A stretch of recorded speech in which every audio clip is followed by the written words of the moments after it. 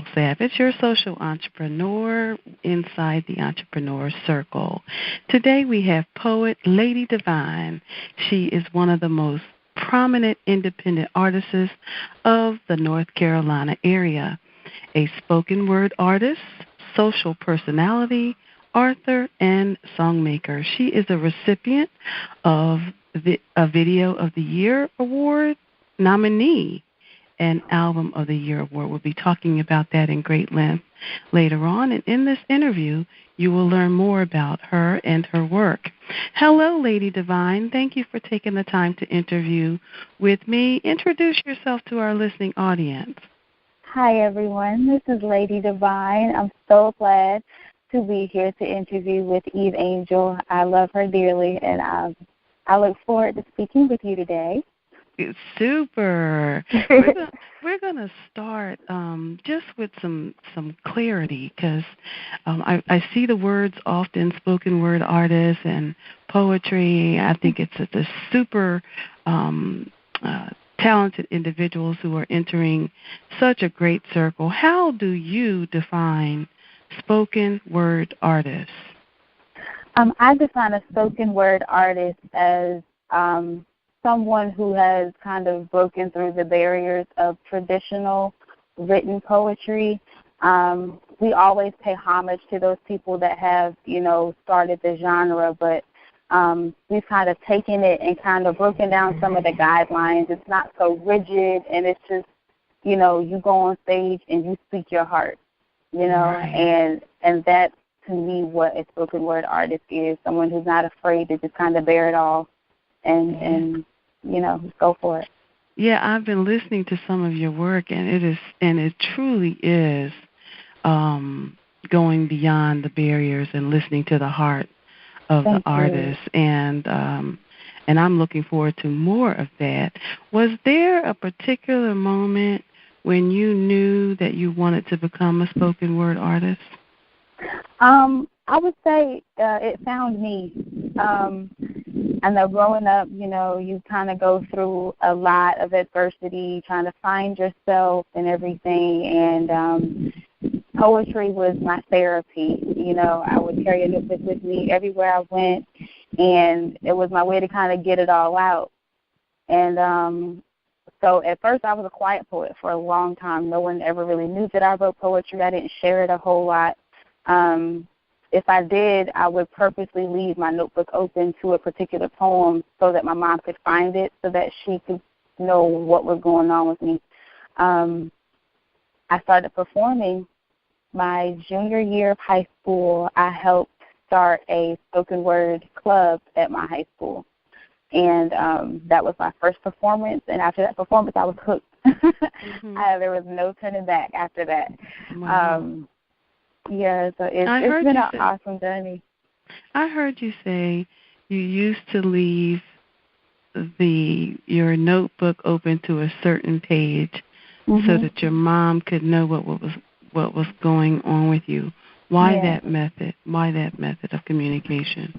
It was always hard for me to talk growing up. It was a lot of the things that I had encountered. It just became too hard to verbalize. So it was easier for me to write it and let her read it. Okay. And that's when that was always my best method of communication with her. Mm-hmm. And it was pure, it was raw. I didn't get tongue-tied. I didn't get, confused. All the words were right there, and she could just kind of take it all in and then help me get through it. Process it. So, and then also she would have a chance to not have a response immediately, but to think about which is great. It's kind of like writing a letter, something that you can, not having a conversation, but in a letter format, you can literally go back and look at it. Yes. And reprocess and look at it and reprocess. I think that's pretty cool. So you said, now you went into, you told me your story about how you got into writing poetry. Yeah. And you then later began to perform it in high school.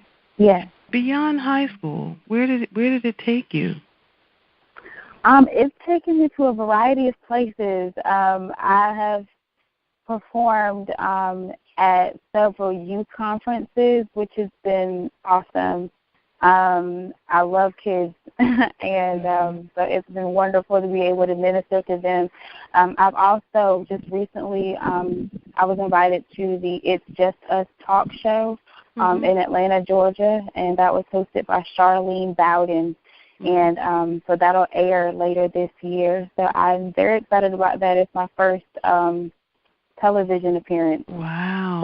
So I'm just as excited for you. Yes. I did see that on your website. Yes. So how do you want your poetry to impact people? My poetry is an unfiltered version of myself. And in being so transparent, I would like for, I want my poetry to bring healing to a lot of people. I know a lot of things that we go through isn't necessarily just for us. It helps us grow, it helps us learn, but it's also to help others get through that same thing. And I've always believed that, you know, the best teacher isn't your own mistakes, it's somebody else's mistakes. Because if you can, you know, avoid going through that same thing based off of something that somebody else went through, I think it's worth listening to.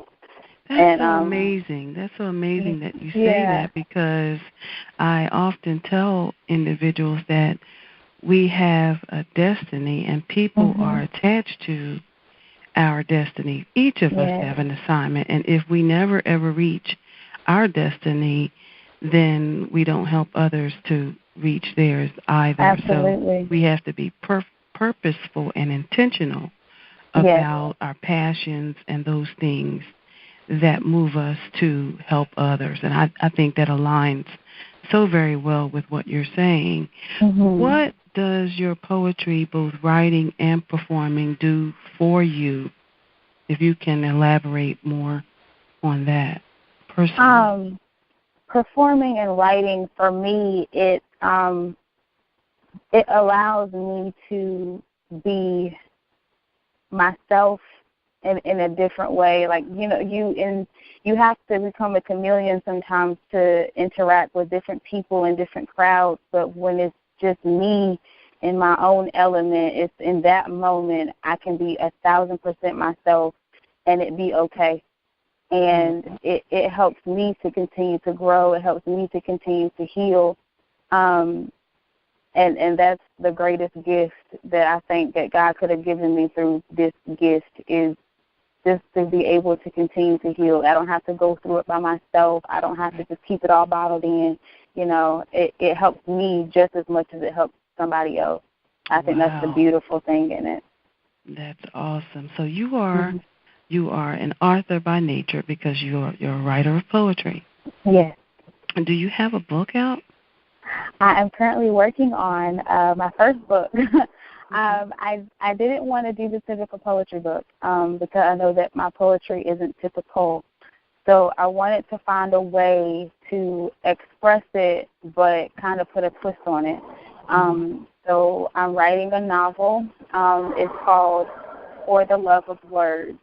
And it's centered around two poets who become enamored with each other through each other's poetry. And so in that way, I can write poetry, but I can also tell a bigger story. And I'm really enjoying the process. I'm enjoying the characters. It's a lot of fun. I know one of the characters is loosely based off of one of my best friends in the poetry world, and so it's been a lot of fun. I know. I'm excited. So when do you anticipate your book coming out? What's your date? What are you looking at? What's your target? I don't have a date set in stone yet. And the only reason is that I've taken a small break in writing because I'm working on my next spoken word album. Okay. So hopefully, I would say hopefully by the spring of next year. Okay, super. Yeah, so I'm excited. So that's what I'm shooting for. Okay. So unlike most spoken word artists, well, you have expanded your brand. You're You're a spoken word artist, but you do so many other things. Yes, ma'am. Tell us about your brand and its many components. Well, the Lady Divine brand consists of spoken word, but it also consists of singing and songwriting, as well as acting and modeling. And it wasn't like I didn't intend for it to kind of grow as much as it has, but in interacting with different people and kind of the circles that I've started to kind of, walk into, I've been asked to kind of step into different venues. And so I was asked to do a photo shoot she's an awesome stylist. Her name is Dallas Turnage. And she asked me to be a model in one of her photo shoots for her product that's coming out. And so it was awesome to be a part of that. And I've also recently been kind of brought on as a singer in a spoken word production that's coming out. And so it's all been just kind of mind-boggling, yes. And I've just been like, wow. And just the fact that I've been sought out, and I think that's the humbling part of it, because it just kind of lets me know that I've done something right.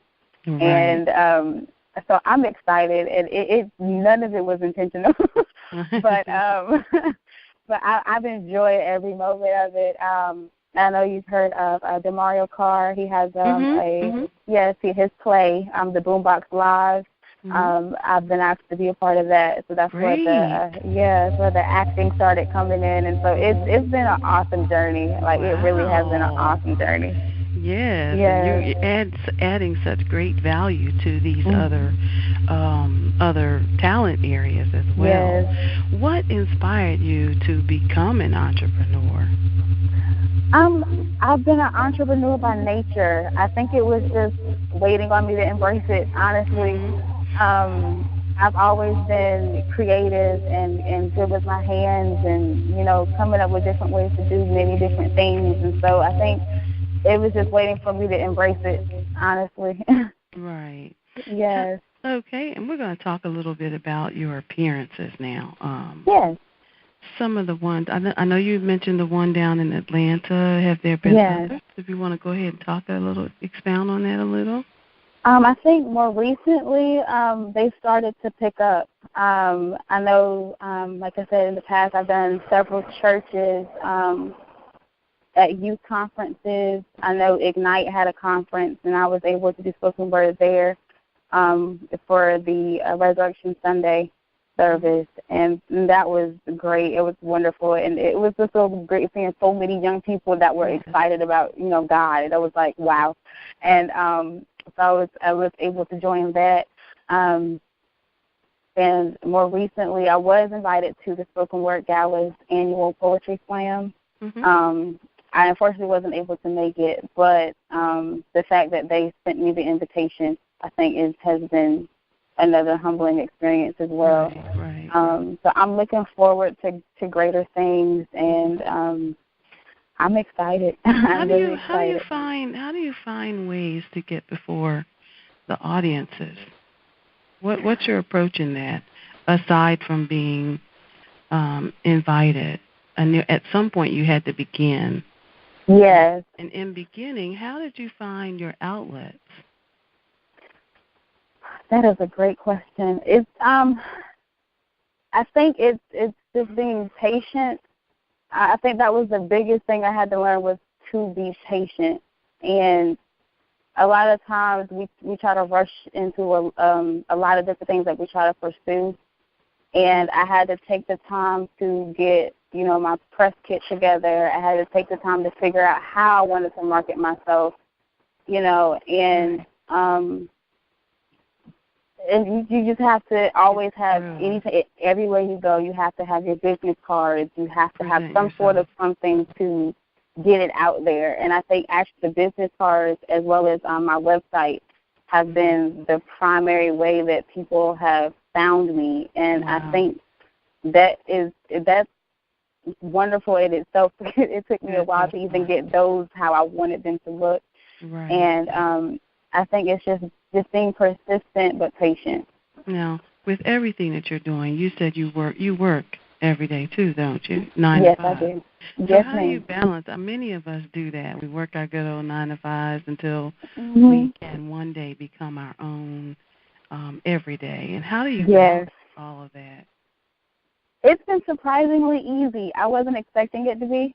Mhm. But when I get off work, I do have some days where I can go home and relax. But other than that, I'm going to rehearsals after work, and Mhm. we could be there from to 10 or 11 o'clock at night. But I think it's just when you're hungry for what you want, it stops being work, and it just becomes Yes, it becomes life.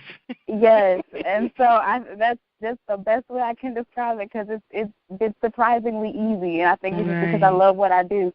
So Absolutely. it's not You'll a never work sacrifice. another day in your life when you love it, right? Exactly. Yes, ma'am. What is the best piece of life experience advice you have been given? The best experience that I've been given, in general, was to be myself. And I didn't know the full depth of that until probably last year. Um, when you're yourself and wholly and fully yourself, it's a completely different. You have a completely different outlook on life. And I Mm-hmm. think, they tell you that when you grow up, be yourself, baby. It's cool to stay in school. It's cool to do this. It's cool to do that. So you kind of attribute it to those, things that you can see, Mm-hmm. But once you hit adulthood and you start to say, okay, it's a lot going on in this world that I didn't realize was going on, and it's so easy to lose yourself in those things. So Right. that's been the best life advice that I could have received, and especially just fully understanding the full depth of being yourself. When you come to that realization, Mm-hmm. you've done something with life. You really have. I can't say amen even any harder. Yes. Amen. And how would you like to leave your imprint on history? I wanna change what people see as a spoken word artist. Yes, we slam against each other all the time, but I also want to be that person that people can look to for inspiration, for uplift, for encouragement. I want to be a role model. I think that the best thing that I can compare it to is that I want to be as far spread and loved as Maya Angelou was Right. and is, Mm-hmm. and because she did something that nobody has seen, and I want to do the same thing. I want to be that person that people look to when, not only for performances, but even, can you come talk to my child? She's going through this. I want to be that person. You know what I'm saying? I want to be Mm-hmm. that person. Mm-hmm. And Gotta go a little deeper in that subject, because I hear you saying that you work, you like the children, and you've spoken before the children, and I've yes, listened to some of your work, and it's so profound and thank historic. you. And how do the children receive that? Do they? How do they receive that? Do they ask Um, questions? some Where of does it them go? do, and I think I tailor which pieces I do for when I do performances, Mm-hmm. for youth conferences and things. The poem that I most often do is a poem that I wrote called Tired, and that's one of the facets of my testimony. I was sexually assaulted my first year in college, and it kind of turned my world completely upside down. I was very sick. I was very ill mentally and physically, and it took the grace of God and constant love and support from my mother to help bring me back to life, because I died inside. And it helped writing that poem to get that out. And on top of that, I did have a intense mentorship with a lady named Hilda Willis. Mm-hmm. She is the creative director for NDIRE, and we had an intense workshop experience with her, and she helped me confront those feelings, and I was able to finally write, because for a long time I couldn't. I was too angry. I was too upset. I was just and Right. when a poet can't write, that says a lot because writing is like breathing for us. Right, exactly. And so I was finally able to write, and in that piece I share my testimony, Mm-hmm. and that is one of the poems that I most often do when I do youth conferences, because there's always one person that needed to hear it.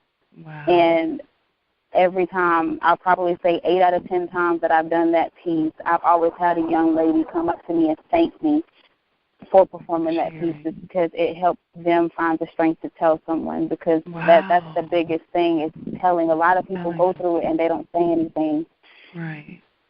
And I read a book recently. There's a book called Just Hit the Market, Imani Hates the School Bus, and they just did a PSA on that, actually, about how it touches the lives of so many and across so many domains.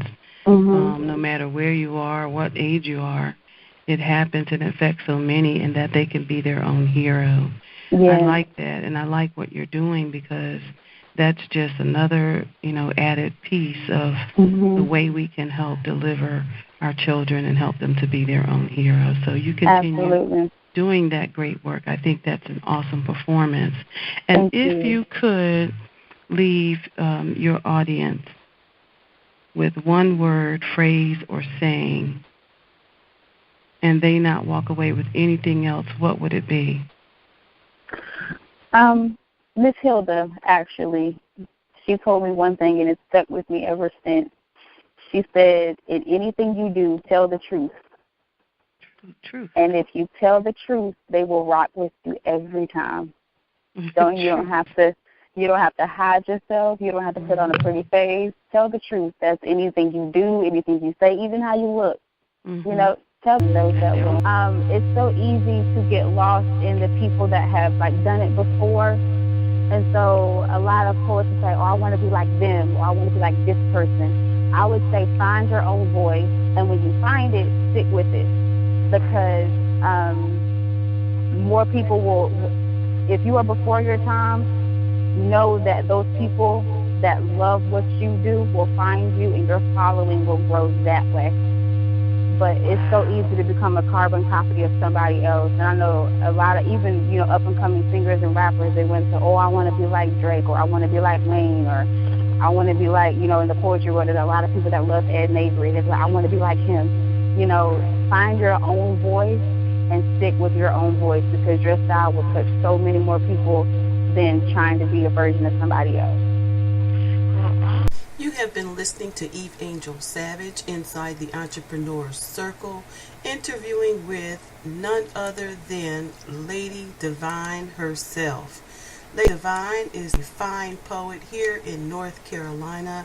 She can be booked for weddings, birthday parties, youth conferences, and much, much more. She travels with jazz nights, she travels with bands, and she's doing a awesome work in our community and giving back to the young people as well. She has her own website. She can be found at www.ladydivinenc.com.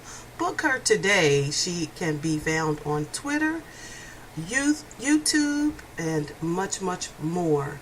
Thank you, Lady Divine, for joining us inside the Entrepreneur Circle.